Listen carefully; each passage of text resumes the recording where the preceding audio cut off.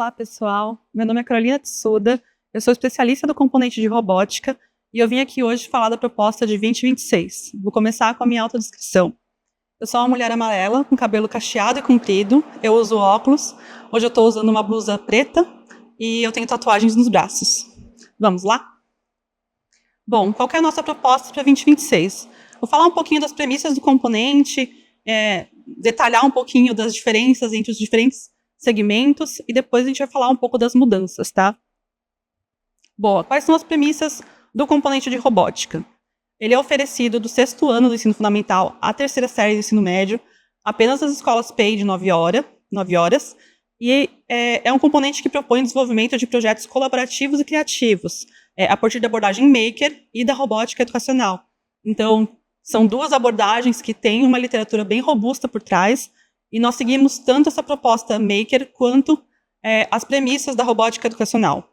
As experiências de aprendizagem que a gente propõe no material, elas estimulam bastante o trabalho em equipe. Então, sempre que é possível, nós sugerimos que os trabalhos sejam feitos em grupos, não só por causa do uso do kit de robótica, mas também para desenvolver essas habilidades dos alunos, né, de resolução de problemas em equipe. A gente também tem uma premissa de que eles usem bastante a criatividade, a imaginação, mas também a investigação e o pensamento crítico.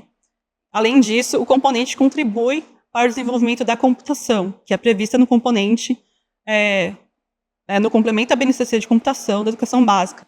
É um complemento que está sendo implementado já nesse ano, e não só no componente de robótica, mas a gente consegue abordar todos os eixos desse complemento. Vamos falar um pouquinho dos eixos da robótica. Então, o que a gente trabalha na robótica? A gente trabalha tanto o eixo de programação, quanto a mecânica, quanto a eletrônica. Então, nenhum é mais forte do que o outro. Então, a gente trabalha todas as premissas em conjunto para criar os sistemas robóticos funcionais e autônomos. No contexto escolar, são eixos que permitem a gente conectar as diferentes áreas do conhecimento. Então, quando a gente está falando de programação, a gente está falando de construção de algoritmos, de fluxogramas. Então, a gente trabalha muito essa parte do raciocínio lógico. Quando a gente entra na mecânica, a gente está falando realmente do funcionamento dos robôs, da construção deles. Então, a gente trabalha também a parte maker, mas também a gente pode trabalhar aspectos das ciências, da física. A eletrônica, a gente está trabalhando muito com a parte de sensores. Então, a gente trabalha com circuitos elétricos e outros componentes. E qual que é a proposta por segmento? Então, a gente pode notar que, enfim, ensinar robótica para um 6º ano é completamente diferente da 3ª série do ensino médio. Então, quais são as nossas premissas? No ensino fundamental, anos finais, no 6º e 7º ano, o nosso foco é muito o letramento digital. Vocês vão ver que as aulas, elas passam muito pela parte de reconhecimento do kit, do ambiente de programação, que a gente usa programação em blocos, né? E a gente tem uma abordagem que é mais lúdica, né, com contextos que são adequados à faixa etária. São anos que vocês vão ver projetos mais curtos. Então, é muito comum a gente ter aulas isoladas no escopo, que o projeto começa e termina na mesma aula, justamente porque a gente está trabalhando uma parte específica do kit, um componente ou um bloco de programação específico. Já no 8º e 9º ano, a gente está pressupondo um maior domínio do kit. E, além disso, uma maior autonomia dos estudantes, né? Então, eles têm uma bagagem maior, têm uma destreza um pouco mais apurada, né? Então, a gente consegue fazer projetos um pouco mais robustos. Além disso, os conteúdos e habilidades de ciências, né, permitem o desenvolvimento de projetos mais complexos. Então, a gente pode falar ali de aplicações relacionadas ao meio ambiente, emprego de circuitos elétricos, né? Então, são projetos de ciência um pouco mais elaborados para o 8º e para o 9º. E como que fica no ensino médio? O ensino médio tem algumas particularidades, né? Para começar, a primeira série, a gente pressupõe ali uma necessidade de nivelamento, porque a gente entende que, às vezes, pode ter um aluno que entra na escola PEI no ensino médio, ou um aluno que não teve robótica, enfim, estava em outro segmento, né, não teve robótica antes. Então, a gente tem um início de ano ali que tem o reconhecimento do kit novamente, o reconhecimento do ambiente de programação. A gente pode até pensar, né, porque, poxa, a gente está no ensino médio, seria o ideal a gente trabalhar com programação já o código mesmo. A gente manteve o uso de programação em blocos justamente porque o nosso foco maior é no desenvolvimento dos projetos. A gente quer que os alunos passem mais tempo pensando na resolução de problemas, na construção de projetos com mais autonomia. Então, a gente usa a programação em blocos justamente para facilitar um pouco esse trabalho e a gente ter mais uma mão na massa do que eles ali codando. E são projetos com mais etapas, né? Então, que demandam a organização dos grupos. Então, a gente normalmente tem projetos que, enquanto uma parte do grupo está ali mexendo na programação, uma outra parte está construindo a parte maker. E a segunda e terceira série. Esse é um escopo novo, né? Assim como o 7º ano. E a gente já pressupõe o conhecimento de todos os elementos do kit. Então, ao longo da primeira série, os alunos já tiveram contato com todo o kit de robótica. Então, aí a gente tem a possibilidade de projetos um pouco mais robustos e também a inserção de novas ferramentas e plataformas. Então, uma das novidades para a segunda e terceira série do ensino médio é justamente a proposta de uso de IA para fazer modelagens, para fazer interação ali com o braço robótico. Boa. Mas vamos agora para a grande novidade para 2026. A gente está propondo no material digital uma proposta de competição. Mas calma que eu vou explicar. O que seria essa competição, né? São competições propostas dentro do material digital, justamente para elas serem realizadas em aula. Então, obviamente que de acordo com a disponibilidade do tempo e espaço da escola, vocês podem organizar a competição entre classes. Às vezes a escola tem mais de uma turma de 8º ano, mais de uma turma de primeira série. Então, eles podem ter essas competições entre classes, ou às vezes uma participação da comunidade escolar, ou às vezes a gente consegue fazer uma competição do 8º com o 9º, etc. Mas, obviamente, depende da organização da própria escola. As competições, elas têm formatos diferentes, de acordo com o objetivo pedagógico.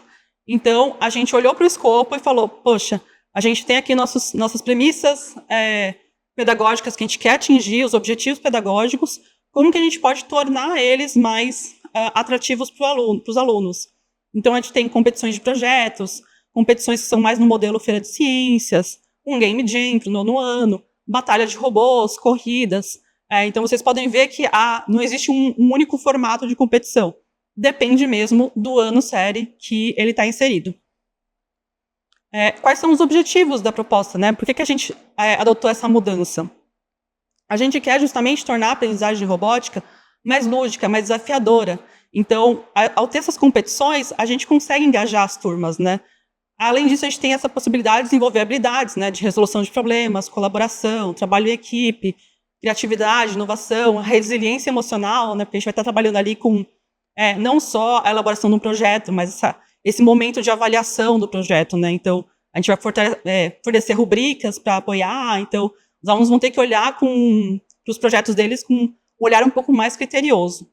Além disso, a gente pode fortalecer o senso de comunidade escolar. Então, como eu falei, é uma oportunidade de muitas vezes trazer a comunidade escolar para dentro da sala de aula, para ver os projetos, ver as competições. Então, a gente tem essa oportunidade. E, por fim, incentivar o interesse dos estudantes nessas áreas STEAM, né? Eu estou incluindo também as artes, porque a gente está falando de competições que podem ou não envolver um aspecto artístico. Vou explicar agora como que vai ficar o escopo do ano, de cada um dos anos, como que a gente vai inserir as competições, tá? Então, o 6º ano. A gente não teve grandes mudanças de escopo, a gente inseriu as competições nas propostas que já estavam ali em 2025. Então, a gente começa o primeiro bimestre, que a gente tem uma proposta de robô desplugado, com material não estruturado, aquele iniciozinho de história e aplicações da robótica. E no 2º bimestre, a gente tem a competição em cima da construção do cenário móvel. Então, é um projeto que já tinha em 2025, a gente insere esse modelo de competição em que a gente vai avaliar os alunos com relação ao acabamento, ao funcionamento das engrenagens, a como que está funcionando as animações, etc. 3º bimestre não tem competição, a gente continua com o conteúdo do 6º ano, então a gente vai falar do contador eletrônico, um protótipo de robô articulado de PET, etc. E a gente volta com uma competição no 4º bimestre, com um projeto envolvendo condutividade, usando placa e cabos. Então, é a primeira vez do ano que eles vão utilizar alguma coisa além da placa, e a gente vai transformar ali numa competiçãozinha. O 7º ano. 7º ano, novamente, a gente é um escopo novo, então a gente está criando do zero. Então, o aluno que teve robótica no 6º ano já tem uma basezinha, a gente pode propor coisas novas, né? Então, o 7º ano começa com uma proposta de melodias, então eles vão criar um alarme de temperatura com um alarme sonoro. Aí a gente entra no segundo bimestre com a competição de robótica, em que eles vão ter que criar um braço robótico, um elevador hidráulico, utilizando materiais não estruturados, uma seringazinha, para fazer aquela parte da força hidráulica. Aí a gente entra no terceiro bimestre, eles vão fazer um pequeno placar de gol eletrônico usando a Shield. Então, é a primeira vez que eles vão ter esse contato de utilizar a Shield, fazer uma conexão a mais, e aí fazer um placar eletrônico ali. E aí, no quarto bimestre, a competição de robótica é em cima de um protótipo de um girassol, que é a primeira vez que eles vão utilizar o servomotor. Então, a gente vai utilizar uma parte maker, assim, da construção do girassol, mas também a parte de interligação do sensor de luminosidade com o servomotor. O oitavo ano também a gente manteve a proposta inicial, né? A gente tem ali um pequeno jogo de pedra, papel, tesoura, um acelerômetro, uma bússola digital e uma animação stop motion. E aí a gente entra na competição de robótica.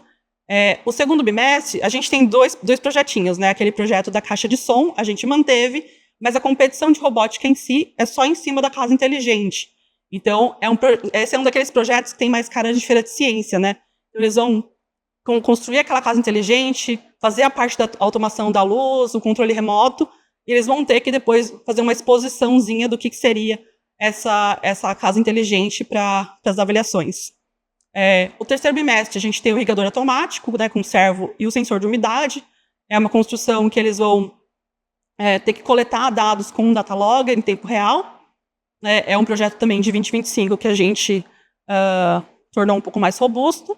E, por fim, no quarto bimestre, a batalha de robôs. Essa batalha é uma batalha muito interessante, que é uma construção de um carrinho móvel por controle remoto. Dentro do carrinho, a gente coloca alguns palitinhos perfuradores e alguns balões, então eles vão competir entre si. Obviamente que a gente pode fazer isso de diversas formas na sala de aula, né, dependendo da quantidade de grupos. Pode fazer, se às vezes tem 2 grupos apenas na sala, a gente faz uma batalha que é melhor de 3, ou se já tem mais grupos, a gente pode fazer um chaveamento, mas a ideia é que eles controlem os carrinhos por controle remoto, e aí o objetivo é um furar o balãozinho do outro, nessa perspectiva de batalha mesmo. Aí o nono ano, a gente começa com a proposta de o parque de diversões. Essa é uma proposta que já tinha em 2025, mas a gente trouxe para o primeiro bimestre, porque a gente viu que era uma proposta bastante engajante. Ali, já logo no começo do ano, eles têm a oportunidade de trabalhar com esses sensores físicos e motores. E o segundo bimestre é uma competição de robótica, que é o Game Jam. Então, é uma proposta nova para o ano, que é a ideia deles criarem um jogo. Então, eles vão passar o bimestre inteiro conhecendo diversas funcionalidades da Microbit, ali, diversas possibilidades de criar jogos, e ao final do bimestre, eles têm que criar um pitch com o jogo deles. Então, vai ter uma prototipagem ali de jogo interativo, e eles vão competir entre si nesse Game Jam. Por fim, o terceiro bimestre é a estação ambiental. Então, é uma proposta também que a gente já tinha em 2025, a gente traz para 2026, porque é uma que a gente tem possibilidade de conectar bastante com a FGB, com as aulas de ciências. E o quarto bimestre termina com a mesma batalha de robôs. Então, vocês podem ver que tanto o oitavo ano quanto o nono ano vão estar construindo os mesmos robozinhos, os mesmos carrinhos com a bexiga. É uma oportunidade que a gente tem ali, enfim, depende muito da organização da escola, pode ser o oitavo ano compete só com o oitavo ano e nono ano só com o nono ano, mas eles podem competir entre si. Como que fica o ensino médio? O ensino médio, a primeira série, é onde a gente teve as maiores mudanças em termos de escopo, de 2025 para 2026.